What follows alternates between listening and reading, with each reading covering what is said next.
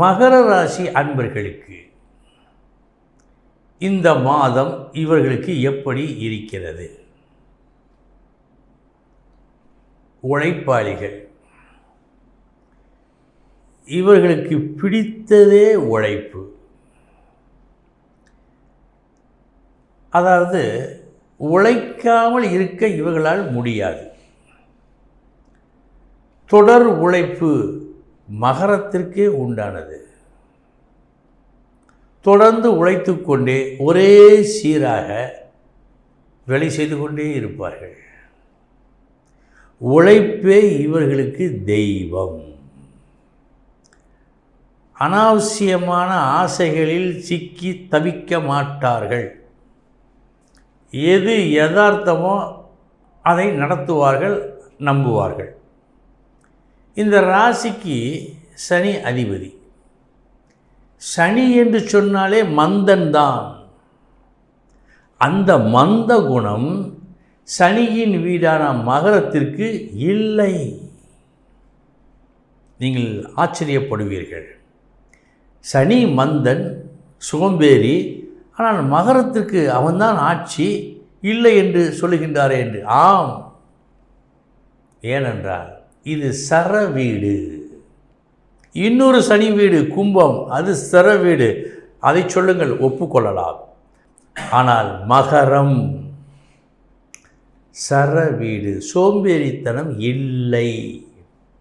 எனவே தான் உழைப்புக்கு அது நிற்கிறது. இவர்களுக்கு இந்த மாதம் எப்படி இருக்கிறது? மிக மிக நன்றாக இருக்கிறது. சொல்லப்போனால் இவர்களது பல நாள் ஆசை இந்த மாதத்தில் மெய்ப்படும். பூர்வ புண்ணிய ஸ்தானம் என்று சொல்வார்கள். புத்திரன், புகழ், புத்தி, இந்த மூன்றிற்கும் இந்த 5ஆம் இடம்தான். அந்த பூர்வ புண்ணிய ஸ்தானம் நல்ல பலனை கொடுக்கிறது. 12 ராசிகளுள் இந்த மகரத்துக்குத்தான் இந்த பூர்வ ஜென்ம புண்ணியம் இந்த மாதத்தில் நன்றாக இருக்கிறது. மற்றவற்றிற்கும் உண்டு, இல்லை என்று சொல்லவில்லை. மிக மிக நன்றாக இருப்பது இவர்களுக்குத்தான். இதன் காரணமாக பெற வேண்டிய புகழை பெறுவார்கள். வர வேண்டிய மதிப்பு வந்து சேரும். புத்திரர்களால் நன்மை கிடைக்கும். புத்திர உற்பத்தி இதுவரை இல்லாதவர்களுக்கு புத்திர உற்பத்தி உண்டாகும். புகழ் கூடும். இவர்கள் செய்யும் ஒரு செயல் புகழுக்கு உரியதாக ஏற்கப்பட்டு புகழ் பெறும் பாக்கியமும் உண்டு.